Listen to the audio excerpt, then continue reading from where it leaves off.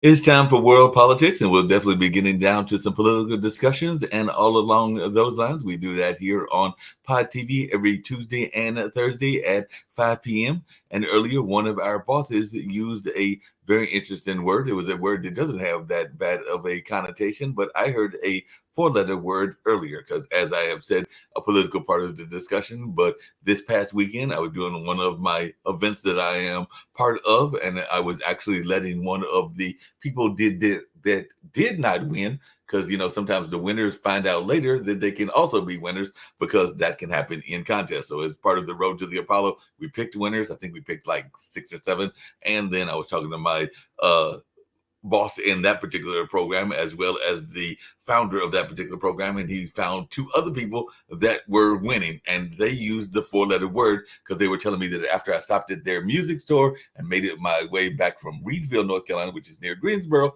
to Durham, North Carolina, that they had this word called snow.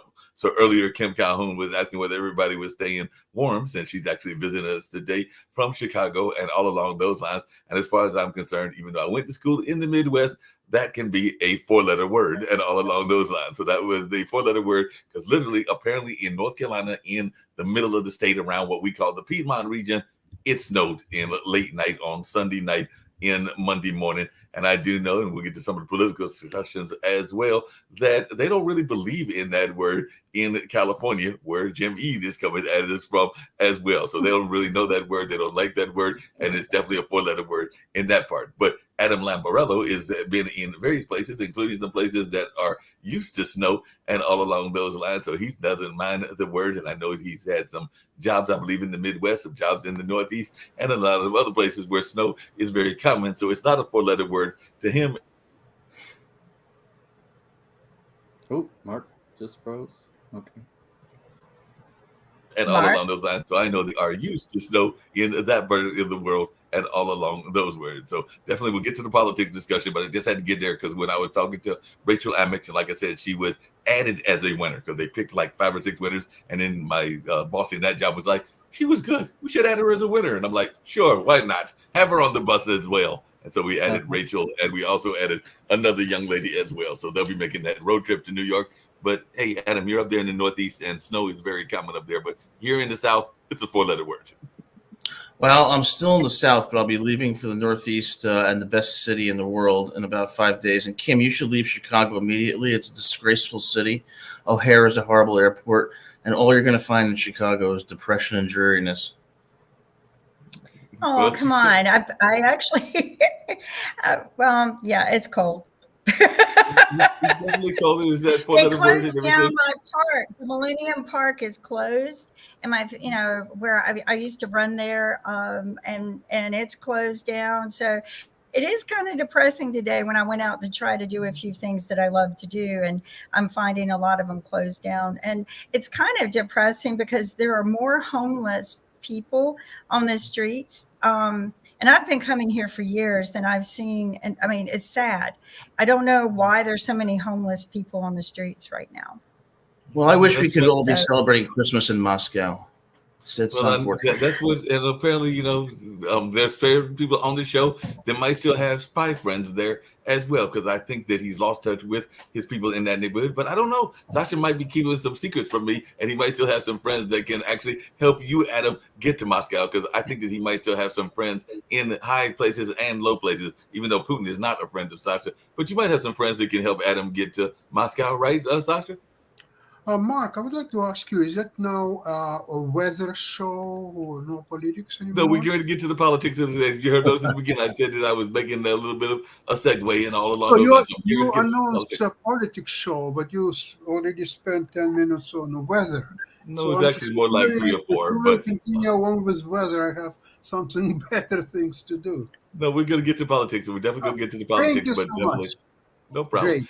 Thank you. And along those same lines, and like I said, I'm just using that as a segue, and all along those lines. But Jim, really quickly, everybody on the panel, one of the things I was going to mention earlier about politics is there, and I said it before, that there are certain candidates that are trying to take Trump out of position. I know that Sasha said there's no way in heck, and I started to use a harsher word, that he will ever win the nomination and all along those lines. But definitely there's a lot of machinery behind Nikki Haley, and a candidate that I know that Jim Ede had a great deal of respect for has thrown his endorsement behind Nikki Haley. So what are your thoughts about this? Because I saw that Chris Sununu, who is from New Hampshire, has said that Nikki Haley, of those candidates, is the better candidate. And we do know that there are some political money machines that are behind Nikki Haley as well. So any thoughts about this? Is there any possibility that Nikki Haley is going to knock Trump out of the woods? Sasha, and then Jim, because I was asking him the question as well. I think that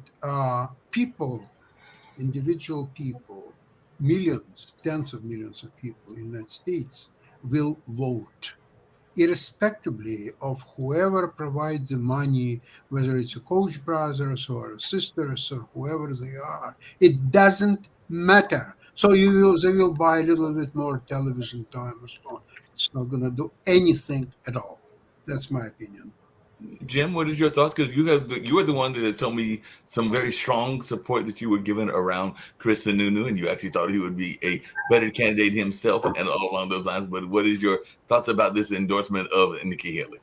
Well, I respect Chris Sununu, and mostly because he's what I grew up in New England, and the Republicans were not insane, and he is like one of those Republicans. He's a conservative, and he advocates for conservative policies, and aggressively so. But he's not crazy, and so the idea that I expressed about my support for Nikki Haley as a Republican candidate was because I want the Republican Party to become sane again, and so this would be a call to the past to have them support someone like Nikki Haley, who I think would win in the general election.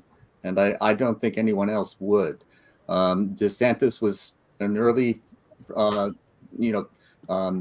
that people threw their support behind, but he has either shown his true colors or failed miserably. And he's no longer something to be taken seriously. Chris Christie is an old school kind of Republican guy, but he has no legitimate shot. Haley does seem to be rising in the polls and getting the financial support because, whether it matters or not, nobody gets anywhere without financial support. If you don't have it, you can't win. And, so the fact that Nikki Haley is getting it and getting supports of the respected Republicans, sane, old school Republicans like Chris Sununu, it's got to be a feather in her cap.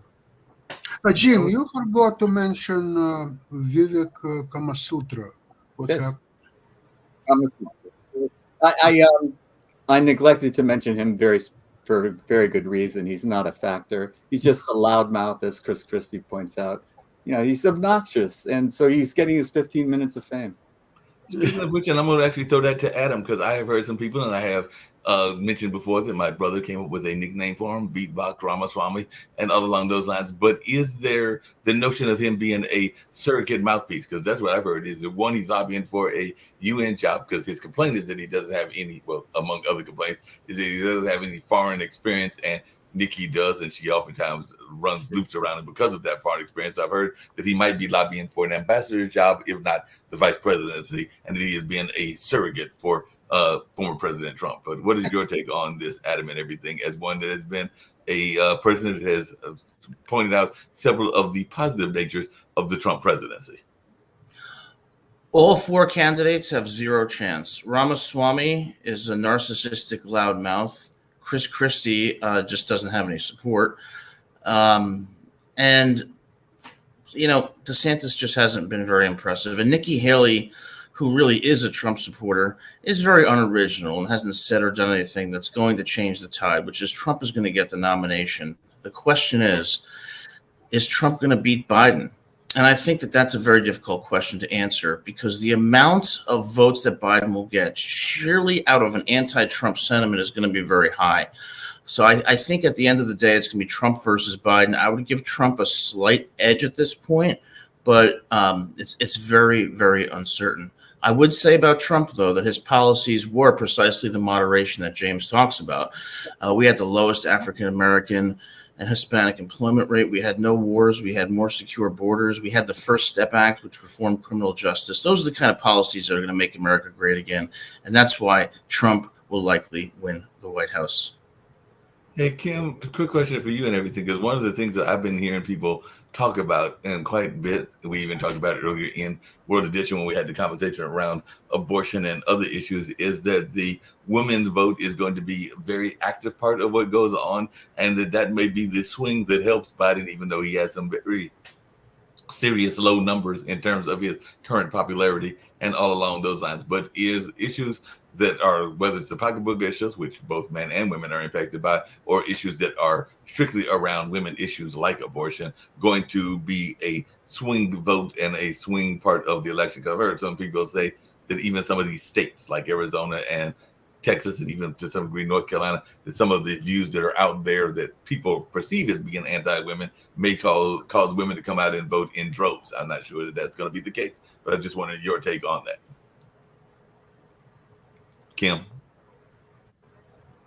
My take on the abortion bill. And also just the women's vote, whether the women's vote is going to be significant. Whether the women's vote is going to be significant enough that more women are going to come out and vote this time around. I don't know.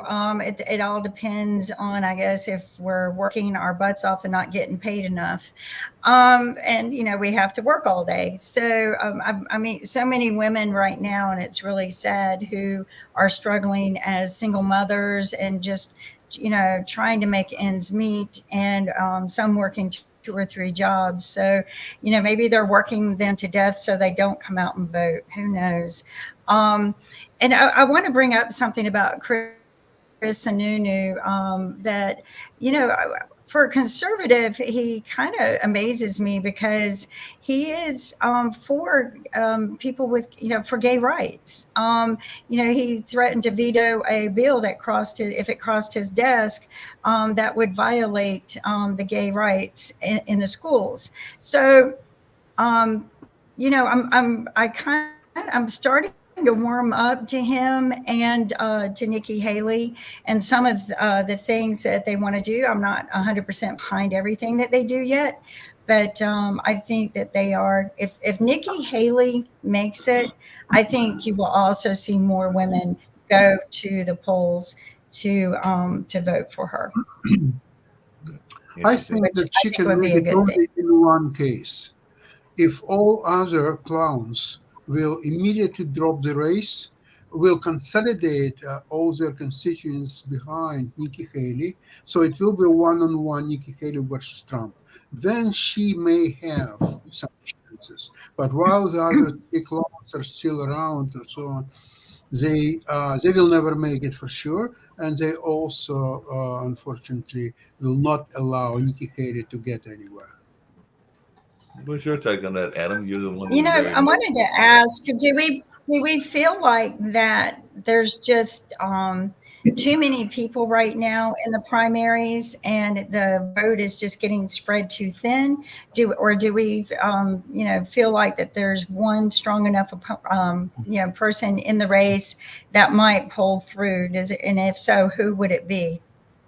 But like I said, 4 or 5 people in a race is not so bad, provided that they would have approximately equal number of votes. But if one has 95% and all other 4 have 5%, that just absolutely doesn't make any sense. Yeah, typically what happens. I was going to add to that is, and this is my thought, and I don't know if Jim or Adam agree with me. And I know that they're saying some things that Adam has said about voting rules and what you need to have, including like some IQ tests in order to vote and all along those lines. But I personally think, and I'd love to hear if the others on the panel agree with me, that we've gotten to the point now, and it's been this way now for a while, that people spend way too much time campaigning. It's because it seems to me that as soon as you get into any office, whether it's president or it's even down to your lower level of mayor or city council, you're already starting to campaign for the next term. So you don't even have a chance to really institute any plans because you're too busy living a life of campaigning. So to me, it's just one endless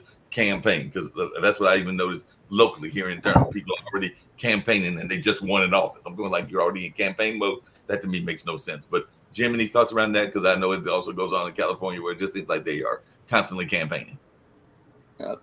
I would like to answer that, but go ahead, Sasha. You got your hand up. I would expect that this four, including Nikki Haley and other three clowns, that they would, during these television debates, they would forcefully all together jump at Trump and just show to people, using the TV audience of millions of people, to show what a prick he is, what a quasi-criminal he is, what a human dirt he is, and just bombard him, whatever, 2 hours debate. For 2 hours, bombard him. That is very rude. Well, It is poor. Yes, it is. I'm trying to call my best. Maybe somebody else could do even better. But all I can muster is this. Disrespectful. So that I disrespect at Trump least too. one of those four could have a chances by completely derail Trump and to show to people what a horrible person he is. But they failed to do that. So basically, they delivered to a Trump, oh, you're a king. Oh, please. Rule us because we cannot live without you, or so. So this doesn't make any sense to me. But they're all weak-minded. Okay, I will stop right there.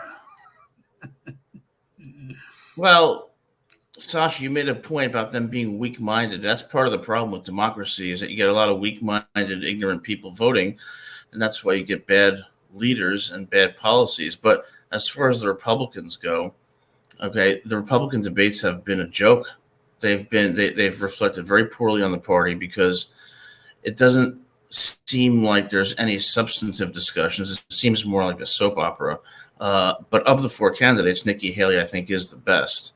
Whether she will win the nomination, I think, is a very, very remote possibility. I think Trump is likely going to win the nomination, but the question is, will he beat Biden? And I think at the end of the day, people may say, look, Biden is the more harmless choice. So it's going to be very, very close and very divisive election. could be interested in that sense and everything, but yeah, it's going to be very divisive. And like I said earlier, I do sometimes wonder about this notion of constantly campaigning and all along those lines. So definitely that becomes an issue as well when people are constantly campaigning and don't really get a chance to actually do the job of governing, because part of governing I thought was to govern, but I don't know that that is actually what they are doing. They are somebody too busy campaigning and all along those. But speaking of which, we got a candidate that is a regularly campaigning, and he's got some campaign ambitions himself. So let's bring in Mr. Rao. So Mr. Rao is always campaigning. Hey guys, I'm so sorry. I'm going to a council meeting for the swearing-in ceremonies of our new council, and I have been really bad not coming in frequently, but I wanted to say hi to everybody, and I'll be back next week for most of the week. Just want to thank everyone for being here. It's great to see you, Sasha and Adam. I guess the real big news going on, people were talking about the presidential debate last week, who walked away the winner. People talking about Israel and what's going on with the war continuing. And while we're doing that, a war in Ukraine. So just lots of disruption and turbulence in the world. And of course, some talk about Nikki Haley gaining ground, although I don't know whether she'll be able to catch Donald Trump. So, and will Joe Biden run again? Every day is looking older, and his poll numbers are going down every day. So, whether they'll get somebody else. So those are the things I'm going to talk about next Tuesday. Steve, along the same lines, and this is actually for everybody here because it is something we oftentimes do talk about and everything, but there is some infighting that is going on even in the way that people are treating certain pivot issues and everything, because there is apparently division in the West, because some people are saying that Netanyahu and Biden are at divisive points with each other, because apparently Biden is saying Israel is is losing support worldwide over their indiscriminate bombing in Gaza, and of course Netanyahu is pushing back on that. So apparently there is a rift in this allyship that has been there for a while. So there seems to be some conversation as to whether they are actually getting along and whether this rift might have some issues within world politics. So, Josh, I know that you've been following this quite a bit, and others. But any thoughts about this supposed rift between Biden and the Israeli leader? There is no any rift whatsoever because Israel will do whatever it needs to do for Israel and its people. And it doesn't matter, Biden, Putin, and all others put together, Israel will ignore everything and will ask U.S. fleet to leave Israel on a moment notice and never, ever get into the business of telling Israel what to do and what not to do. Well, it's so good to see everybody. I've got to head out to the swearing in, but Kimberly, it's great to you look great in your red, and I'm sorry this has been a busy year, but there'll be exciting news in the new year about my plans. And thank you. You look awesome too, Steve. It's nice to see you. Any political advice for me? I guess just keep slugging, huh? And no, keep it clean. Tell everyone that you still to not stop thinking about tomorrow. Okay. And well, you'll get folks, elected. thank you so much. I'm going to go do the work of the people. I just wanted to come on and give you my commentary. Thank you all so much. I'll be back next Tuesday. I'll be here for the whole show. And, Hey, just really quickly, can you tell folks about some of your own political thoughts and just maybe what some of the things you're hoping to do as a political leader? Because we do know that Adam's got presidential aspirations. Maybe you're going to be president as well. And maybe you got aspirations.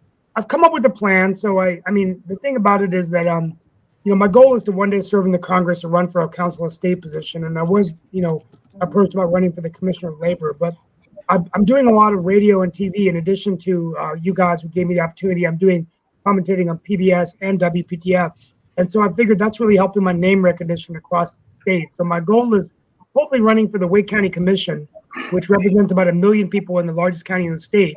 And from there, then in a few years moving up, or working for Josh Stein if he becomes governor.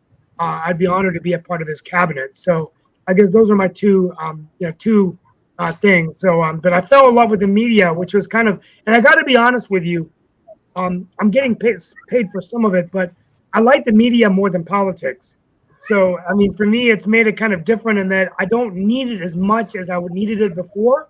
And also the media can be a way to get into politics. I mean, let's not forget Mike Pence was a radio host before he ran for Congress, right?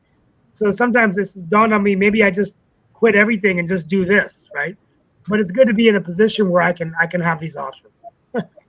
So sounds good and everything. Hey, long answer to your question. Thank you guys. I'll be back. See you soon, and I'll be back on Tuesday. Thank you. Thank you. I appreciate it. Hey, coming back to you, James, and everything, the question I was asking, and apparently Sasha said no issue, but it is something that I picked up in the news coverage of a number of networks where there is some people that are feeling that Biden isn't giving the support that he needs to give to either Ukraine or Israel. And apparently the leaders I know he's being courted by Zelensky to give some more aid. And I know that even Netanyahu has said that he is not feeling that Biden is giving him the support that he would like. And you did hear what I said about how he described the bombing, because there's this whole notion of humanitarian aid. So I'd love to hear your thoughts around that as to whether this could impact, because Biden's numbers are very low. And there could be some of the things that are going on internationally that are impacting those numbers, in addition to some of the things going on in our community, like what Kim mentioned, homeless, and it's not just where she's visiting in Chicago, but right here in North Carolina, in California, where you are,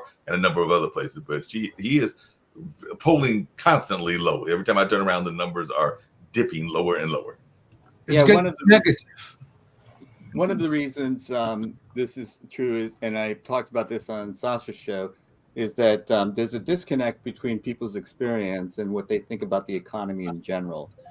People are doing better, the unemployment rate is at 50-year lows. Jobs are growing continuously. People are still quitting jobs because they're confident that they can find another one. So all the classical reasons for saying I'm not doing well, don't exist. And people are still saying, but the overall, I'm doing well, and the people I know are doing well, but the economy overall is doing poorly. And what I attribute this to was the inflation rate that started when we had the COVID pandemic. And, the Fed Reserve has been trying to raise interest rates in order to tame inflation, which was nonsensical, because the problem was the global distribution system broke down and products weren't getting to where they needed to get. And so people were paying exorbitant prices. And then companies found out, hey, people are willing to pay this. So they have no incentive to lower the prices anymore. So the Fed was going about it all wrong, in my opinion. And they're starting to return to what I would think is intelligent answer is to stop raising interest rates and even starting to talk about possibly lowering them.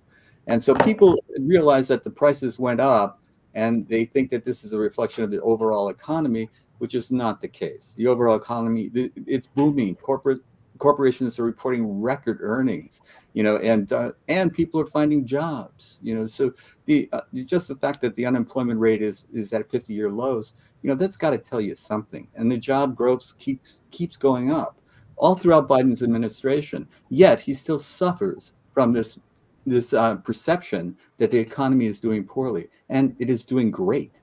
I mean, along those same lines, and I'm definitely going to direct this to you, Adam. Along those same lines, there is a part of society that plays a major role in politics and a major role in the political. Mark, just a minute. I'd like to finish because you talked a little bit about the international going on, and I wanted to address that as well because Congress holds the purse strings, and what's holding up the aid to the Ukraine and aid to Israel is Congress, and it's specifically it's the idiots in the Republican Party that now control the House.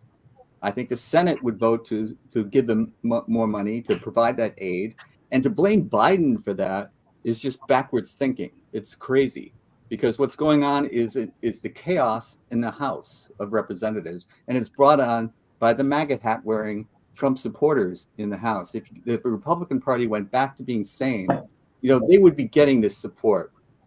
And, because they aren't, blaming Biden is boggles my mind how stupid it is. But they do it.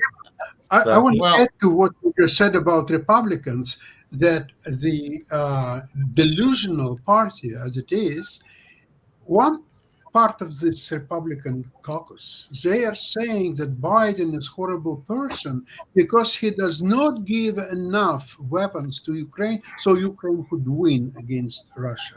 Now, the other part of the party says he should not spend even a penny on Ukraine. Now, interestingly enough, 90% of whatever funds the United States ever gave to Ukraine, they didn't give anything. 90% of that money stays in United States. It doesn't leave United States at all. It goes to all the military complex who is providing Ukraine with weapons or so on. So it creates a lot of new, highly paid jobs. That's correct. And mostly, believe it or not, mostly in Republican states. You see what's happened. What they did, though, they tied together the help to Ukraine and Israel to southern border issue, which is very important one. It should have been resolved long time ago, and I don't understand why they haven't done it 2 years ago, 5 years ago, 10 years ago, whatever. They have to do it. By the way, among the people who are already got into the United States, there are a lot of women. And these women can produce several kids. So these kids will become naturalized American. They will have opportunity to learn artificial intelligence and become really top of the line producers. And that's where the future is. Let them go in and women and let them have as many kids. Actually, you can even make a demand that unless she's prepared to have 10 kids, out. 10 kids? Okay, you ready to have 10 kids? I was with you and you lost me there, but but Sasha, and this is actually, I'm going to direct this. I was going to direct something else to Adam, but I'll direct this. Wasn't that part of the argument around the Dreamers? Was that they were kids that were already here, but that they hadn't gone through the correct process of being naturalized? And there was this whole back and forth political thing as to whether the Dreamers should be allowed or not allowed. And I'm not even sure where the Dreamer status is now. You're a lawyer, Adam. Maybe you have some better ideas of where we are with the notion of the Dreamers. But I do remember that is the people that Sasha was talking about. There were the folks that were coming in that were part of the illegal influx, but they were born here or they came here as youngsters and now they are adults and all along those lines. So where are we with the Dreamers? Because I know that was a part of the political landscape and part of the discussion. Adam, are you asking me? Yes. Well, I'm not sure where we're at with the Dreamers, but when it comes to immigration policy, what we should be doing is securing the border and granting amnesty to the people who are here illegally if they have not been convicted of a felony, because a lot of these people are trying to establish lives for themselves. They're working hard, and we need to have a little bit of empathy and a little bit of compassion, okay? Number two, if you listen to Sasha, the world is black and white. Republicans are evil. Democrats are good. Trump is to blame for everything. They're even more evil, Adam. That's what I'm saying, exactly. It's not that simple. People are more complicated than that. Situations are more complicated than that. And voters need to vote for policies and not the people. And what they need to focus on is the economy, taxes, jobs. And if you do that and you look at Trump's policies versus Biden's, Trump's policies are actually moderate and they were better for this country. Now, the last thing I'll say about women voters is this. I feel bad for all of your husbands, and I apologize to all of your husbands. I'm going to tell you why. Because women typically vote, especially soccer moms, vote on a single social issue like abortion, which leads to the election of a liberal candidate. Then they spend all their husband's money and taxes get raised and the husbands are left out in the lurch. What century do you live in? What? What century do you live in? I live in the United States of America, but I'll tell you something. The United States of America, what century? Now, I love, everybody should be all the women I know work. But what I will say is that in the United States, we are in deep trouble because we allow morons to vote, number one. We are divided on the basis of race, class, ethnicity, often propagated by Democrat identity politics. And that leads to the election of moronic leaders. If it were up to me, guys, Trump wouldn't be in office. And if it were up to me, Biden wouldn't be in office. We'd have a leader like John F. Kennedy or Richard Nixon. But this country is not smart enough to recognize that. And when you talk about how much you like democracy, look what democracy has led to. We need to be requiring people to pass a test of general knowledge about our government before they're allowed to vote. We need to be stopping racists and sexists from voting. We need to stop homophobic people from voting. Okay? We need to have people who have at least a little bit of knowledge and a little bit of common sense voting, or else you're going to get what you have now. A rematch between Biden, who is the most uninspiring leader that I've ever seen, and Trump, who's the most flawed leader that I've ever seen, and who's so narcissistic that you can't trust him anywhere near our nuclear codes. So how do you make democracy better? It goes beyond one person or one policy. How do you make democracy better? You stop giving people the right to vote, or you regulate the right to vote so that racist, KKK members, sexist, homophobic jerks can't vote, or the high school jock who's smoking weed and wanting to have sex with the cheerleader doesn't get to vote. You have to have people who know how many people are on the landowners. That's the way it started. I'm not talking about that. You're making an analogy to something that's totally different. What I'm saying is that no. I'm saying that's the way the country started with that kind of thinking. White male landowners. And I never said white male landowners. Because you go by that logic, that's what you end up coming to as a valid conclusion. It's very dangerous logic. Well, if you listen to my argument, is that your argument. White male racists shouldn't vote. I'm telling you why it's wrong. So you think racists should be allowed? But Adam, along those same lines, one of the issues that you think racists should be allowed to vote? No, but I was saying, Adam, one of the issues that have been no, I don't think racists. Well, that's where we differ. No, but I don't believe racism should be tolerated in any of its forms. But the proposal and you that do. You're saying the solution is worse, far worse. No, but hold on a second, Adam. One of the questions I'm here to ask you is one of the issues that has been. Hold on a second, Another thing, James. I would also regulate free speech. I would also regulate speech in this country. Racist language should be outlawed. Like a fascist. Speech denying the Holocaust should be outlawed. Sexist and homophobic speech should be outlawed. So I oppose we need to empower marginalized people. I will You're always empowering oppose the your people solutions, Adams. who They you don't make any condemn, sense. the white I male live in the landowners. United And I think States that's of very sad. America. You should We apologize. believe in democracy. We believe in freedom. And I'm not taking away anyone's right to vote. But why do you believe in that much freedom? Why do you believe a member of the KKK should vote? Look, the members of the KKK have a right to vote. They have a right to express their opinion. And I hope that an educated society would make them smaller and smaller and smaller until they disappear naturally. And that's the way things progress in a society. Your way is backwards thinking. It's like elitists saying, you're dumber than me, you can't vote. You have different opinions from me, therefore you can't vote. It's saying you don't have the character to vote. Way to run a democracy or a society. I would ban elitist, Adam, and you have to stop saying stuff like that. I would ban racist. Or I will oppose you every single time you open your mouth.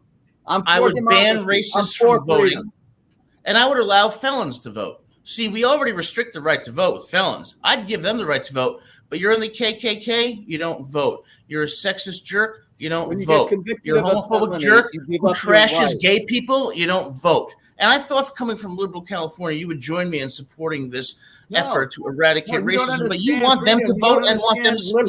You don't understand what liberty means. Look up the Latin root of the word. You'll understand it a little bit better. It's a statue of liberty. Yes, and a statue of liberty means freedom and equal dignity for all people. Yes. Not for racists who marginalize and oppress people. Kim and then Sasha. Well, actually, Sasha then Kim. I think Sasha was first, but will you want to defer to Kim first? Well, I kind of want to shift the subject. Well, I just wanted to shift the subject just a little bit and talk about the youth that is voting. And one of the things I heard at the Federal Reserve meeting a week ago was two of the speakers mentioning that their children have joined the Communist Party in the United States. And then I spoke to some other youth in our local area. The Federal Reserve meeting was here in Chicago, so I missed going to the meeting by a week. But I discussed this concern with younger people in my vicinity, and they're going more socialism. They want more socialism than, they just said that so far the two-party system that we have has done them no favors. And so I'm wondering, are we doing anything that is appropriate and serving our youth with the same old standards that we have had for the elections in the past few years? And should we be considering some of the things that go more socialism? And, I'm still trying to understand a communistic party. It just is all kind of curious to me, but this is our youth wanting this. And maybe we're not serving them well enough to ensure their future. What are your opinions? We'll go round robin.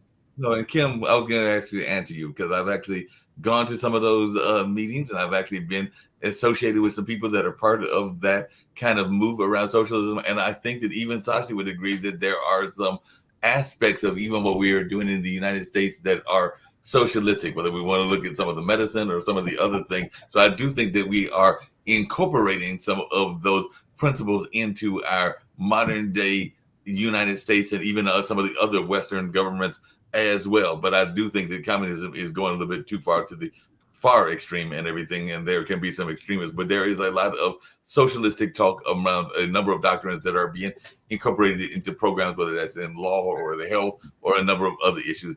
Adam, you're the youngest one that we've got here and everything, but would you agree with me that we are instituting some of the principles that are there? And yes, there are a lot of people that are my nephew's age, which is like 14 or 15 on up to like the 30 and 40s that are very much interested in some of those principles that were espoused by some of those socialistic leaders. Now, I've also said on this show, and I'll say it again, that I do sometimes think people get caught up in the tokenism and some of the words and the fancy of what they think these people's lives were about. Like I've said before, there are a number of people that are probably still running around with Che Guevara shirts and Malcolm X shirts and have no idea who those individuals were. The shirts are just cool and all along those lines. But I do think that some of the principles are being incorporated into our Western philosophy. But I see Sasha got his hand up, but Oh, go ahead, Sasha. Okay, Kim, first of all, nothing wrong is with communism or socialism. It's one of three major philosophical so. theories of the 20th centuries. It was a socialism, communism, it was a fascism, and it was a liberal theory, okay? So far, liberal theory is prevailed over the other two, but it's now. You don't know what's going to happen in 10, 20 years or maybe even earlier. However, in order to operate on that level, people have to study. Number one work is Das Kapital by Karl Marx. You have to read it and understand it. Otherwise, the communism is an empty word. It doesn't mean anything. Now, once you study Marx, Das Kapital, there are English translations of all kinds and so on. And if you will learn that, okay, I'm not trying to make you read Hitler's Mein Kampf. I will not going to go that far. But Karl Marx, Das Kapital, in fact, the people like, for example, Lenin is considered to be by the sciences as basically the vulgar revolutionary at the best. Most likely he was just a crook and bandit. But however, okay, there are some doubts about that theory. However, Karl Marx is considered to be a scientist who developed this theory. So you can disagree with this theory, but he was a scientist and he developed quite original theory. Now, speaking about Adam with you, okay, do you know where the Putin was born?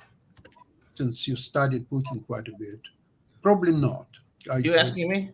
Yeah. Who else? There's only Oh, one. I'm sorry. Yes, speaking of Mr. Putin, I want to wish him a happy holidays after all he's been through this That's year. for sure. But where he was born? I'm not asking when because it's debatable, but where, in what city Putin was born? I don't know what city he was born in. Lie about his. Okay, I'll help you out. I'll help you out. I'm not trying to cut you or anything. In his official biography, he was born in the city of Leningrad. Now it's St. Petersburg. So Leningrad, okay? There is the possibility that you make agreement with Putin that, let's see, a month before the US election, Putin will be re-elected in March as the president of Russia. Thank God. A month, for sure, no bets on that respect. However, a month before US election, you make a law under which St. Petersburg will become a part of United States. Say for a foreseeable future, maybe for a year, 5 years, whatever. So in that situation, then, Putin would be born on the territory of United States, and he would be eligible to become a president of United States. So this way, good, he will be elected president of Russia, which is happening in 3 months. And on top of it, he will be a president of the United States. Then he will unite both United States and Russia. Well, now you're talking, Sasha. I agree with you. This is great stuff. It is great stuff. So let's start working on that. Let's write to Russian. Okay, first, I think the mayor of St. Petersburg. Now he's making sense. This is the kind of stuff that leads to real positive change. It is. All right, exactly. We are going to unite with Russia. So thank you, Sasha. I have nothing to add. We don't need Nikki Haley. We don't need Biden. We don't need anybody. There is a Putin. He'll solve all the problems. You are extremely intelligent. I mean, that was brilliantly said. And I want to say, Mr. Putin, on behalf of everyone on this panel, happy holidays, and we look forward to a future that is greater than the past. Thank you so much for all you do. Hey, Jim and Sasha and everybody here. You guys, on the other hand, want to defend democracy and want racists to vote and continue to oppress people. That's disgusting. Adam, hold on a second. There is a part of the conversation, and it can even go into the conversation around socialism and communism, and that's where I was going to go because we just had a group that I'm going to mention recently institute themselves in this class. But some people would argue that, and I'm not saying this is true, Jim, that some of the union tactics were also socialistic tactics as well. And they used to have some serious political clout. I don't know that the unions have the clout that they used to, even though we just recently got a Starbucks union here in Durham and everything. But I just wonder, is that part of that youth voice that Kim was talking about? Because I do know that a lot of people are wanting to see the unions be strong. If we're going to talk about century and what century we're in, that there was this notion of a strong union. So, Jim, you're in California and y'all got some strong unions. Is this part of that youth voice that even Kim was talking about? That we need to be there was a lot of the Pinkertons were hired to bash in the skulls of people who used to try to unionize. There was a lot of resistance to unions, and unions became very powerful, but they were been largely defanged and don't have the political power that they did. Back in New York in the Tammany Hall days, if you wanted an appointment, you had to go to the guys that could give you the job. And that was not a good system either. But, none of that is alive and well today. But the idea, there are people that are fascists, autocrats, they're dictators, and they call themselves communists. They call themselves socialists. They even, can call themselves Democrat, the Democratic Republic of X. So we have to be careful when we label these things and think that they are representing a philosophy or a way of governing. Because such is dead on. If you do read Karl Marx, as I did, Das Kapital, which is available in English as Capital, outlines something very different than anything we see in any country right now today. Marx made some mistakes in what he predicted that capitalism would have sow the seeds of its own destruction. He never anticipated the managerial class, for example. He thought it would be owner versus worker. And the managerial class, became a part of the corporate structure. So you had owners, but then you had a managerial class, and the workers could become a supervisor. They could become a middle manager. They had a way of going up. And so this upward mobility soothed a lot of these problems that Marx predicted would happen. He wasn't a prophet. But the system that he laid down, we only see it alive and well now in Israel in the kibbutz. That's communism, but we don't see any government run like that.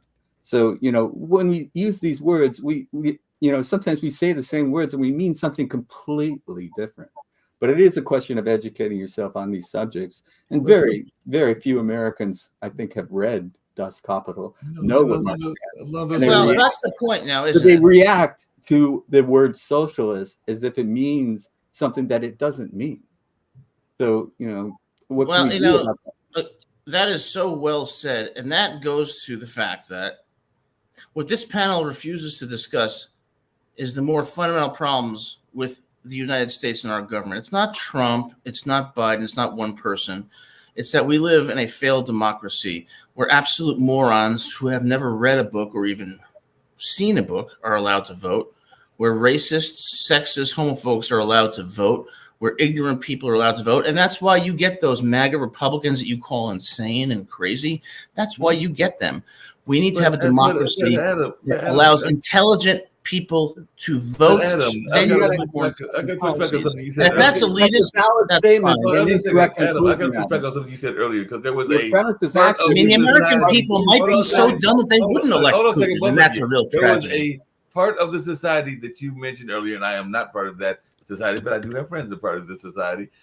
And there's maybe some people that would argue that doing it kills brain cells, but that is not always the case. Because I earlier heard you, Adam, say that you would not allow the weed smoking jock to vote and everything, but that smoking jock may be a genius for all we know, because I do know some weed smoking. And I wouldn't give them First Amendment rights. Fairly smart, huh? I wouldn't give them the right to freedom of speech either, because all that comes out of their mouth is nonsense. Do you remember when a soldier died in Iraq and came back home for a funeral, that the Westboro Baptist Church stood outside of that church with a sign that said, "God hates fags"? And thank God for 9/11. And the Supreme Court said that was protected under the First Amendment. Do you remember Citizens United when the court allowed money to corrupt politics? Yeah. This isn't a democracy. The worst This is decisions ridiculous. is This Dred Scott. spreads hate and it spreads elitism and corruption. Our democracy is going down through division, corruption, and really decisions that have led us to become a very weak, I divided. agree with your description. I just disagree with your solution. No, And you can't go down the road that you're proposing because it leads to fascism. So, But a you know, lot of- Well, James, I would ask I you don't a believe question. that, you know, Putin is a good Well, guy. and I I don't wanna believe, I add- believe he's seriously intelligent, but he's a I didn't say bad he was a good guy. I said that people are complex and you just can't look at them and paint them with a broad brush. But James, if I you agree. saw that sign that said God hates fags, Well, and I want to in add my something world, to they would be this. prohibited from saying that. Yeah, but Okay, I Kim? don't want to live in your world. I want to You know, add I a little bit to go this ahead. perspective where Adam, I just Kim? I disagree with some of the things mentioned here because I have known people who were never taught to read or write, who actually served our country, never taught to read or write, who did many things as adults and were smarter than anyone who even graduated from Harvard. They were intelligent people. And I think to take away their right to vote is wrong. I know people who don't deserve to vote, but you know, they get to vote. I think what we need to do is just focus on some of the policies. I would like to know why we don't let the people's vote count, why we have to let electoral vote rule our votes now. I would like to see that changed so that because I believe the people's vote should matter now, not the electoral vote. And that is something I think that we can control. And that's what needs to be controlled and changed to improve our country. The Electoral College has served its time. It needs to go. I don't know agree if with y'all you. heard The Electoral Next- College next needs to to a guy. stay, and I still want to know why James doesn't Thank want to you. live in I my agree. world. I'm insulted. Why don't you want to live in my world? I'm just talking to Kim right now, Adam. And, you know, I was sitting in a meeting just an hour ago with a guy who couldn't read or write, but he was very, very persuasive and charismatic in a way, you know, not the way that we typically think. It's probably the wrong choice of word, but he's very persuasive.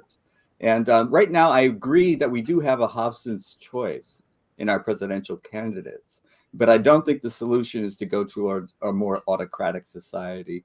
I think that what we have to do is make better citizens. And so I agree in much of what Adam said about the description of what the problems are. I disagree with the solution because I think the solution starts in the K through 12 part of our society.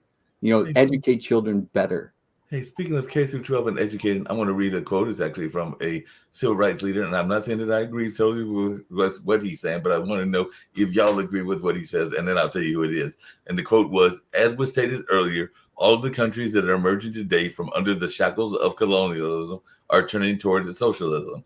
I don't think it's an accident. Most of the countries that were colonial powers were capitalist countries, and the last bulwark of capitalism today is America. And it's impossible for a white person today to believe in capitalism and not believe in racism. You can't have capitalism without racism.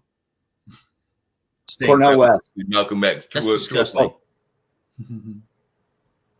That was a quote from Malcolm X. You have a valid point. It's definitely worth Sasha. thinking about. Couple of I think things. Sasha has his hand up. What is it, Sasha? Yeah. Number one, I would like to remind that What? the democracy was first built up in ancient Greece. It was 2,500 years ago. And the democracy was, in fact, country where the rule of the law was a slavery. So democracy had nothing to do with slaves.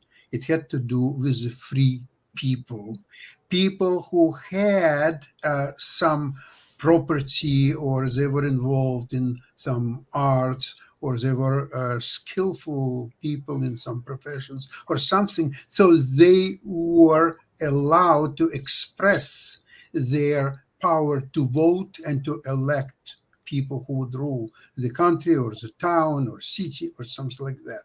Slaves were not allowed to vote. And yet it was democracy. Now, slavery, in my opinion, was not such a bad institution because it would allow the free people to have their pursuits of poetry, arts, the war, the different martial arts, the Olympic Games, and so on and on and on. Slavery were there to have a base so people could eat, people could have a free lifestyle or so on, and that was not such a bad thing. Oh, these days people don't want slavery. Okay, No, so hold on a second. I've got to back up now, on you there for a minute, Sasha, because Uh-oh. that's the wait, Greek wait. slavery, and I do hear what you're saying in that state. And there was also some elitism that was going on as well. But I can tell you for a fact, because that was the whole thing around reading and arts, that a lot of the African American slaves were not doing like fancy dancing and all of this other stuff while they were in slavery. They were being tortured and they were being severely punished and a lot of other things. So that type of slavery, but like if you said, slavery is not, it's not one type of slavery. There are multitudes of types of slavery. Yes, Mark, but 2,500 years ago, there were no black slaves. Okay, you're talking about something else. I'm talking about completely different subject. No, I said it was. That was the elitism, because there was some elitism going on as well during that time. No, I'm talking about very, very different time in history and different subject. Okay, different geography, everything is different. Now, if you want to compare black slavery to Greek slavery, that's a different subject. We can discuss it at some point, but not now. Now, I'd like to tell you also that, okay, I'll stop right there. Jim? Yeah, there's no question throughout history, people that conquered other people enslaved them. There's no question, whatever system of government you read, mostly monarchs, but this is the thing. Democracy is messy, flawed, and it's just better than any other system. And do we have to do a better job? Absolutely. Are we doing a good enough job now? Absolutely not. There's no question about it. But there's no place for slavery in the 21st century anywhere. And there's no place for it because it's wrong. And just because you can conquer someone doesn't give you the right to enslave them, put them in chains, make them do your work for you. This is a problem that existed in the past that we have made progress away from. And so my general philosophy is that we do not want to go and repeat our past mistakes. We want to go forward, even though we don't see clearly the path forward. We take our best guess at putting our foot on the path towards freedom for all, so everyone can live a quiet life of dignity and they can pursue their happiness, how they define it. I don't tell you how to be happy. I have no right to. I don't tell you how to live. I have no right to. I don't have the right to tell you who should be your spouse, who you want to love.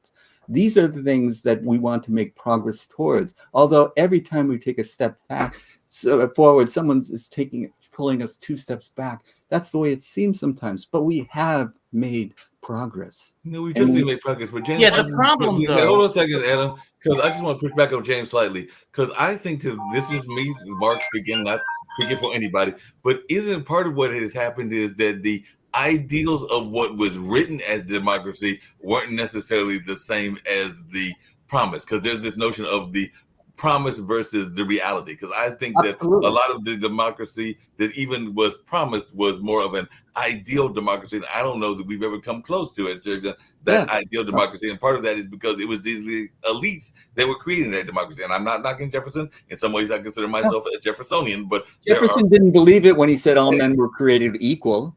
He didn't believe that. He said they should. He was thinking they should be treated equally. Right. That's what I'm saying. But he didn't believe what he said and what he wrote was not necessarily what he was living. I mean, this is the same man that wrote it, but also had Sally Hemings as his slave. So what he wrote and what he did were not necessarily the same thing. No, and he didn't even mean what he said, what he wrote. It was all about founding a country that had promise, that would search for these ideals. It was an ideal that he was writing about, not one that they had. Because again, it was white male landowners that could vote. So that's it. And that's the founders of our country. That's the Constitution that they wrote.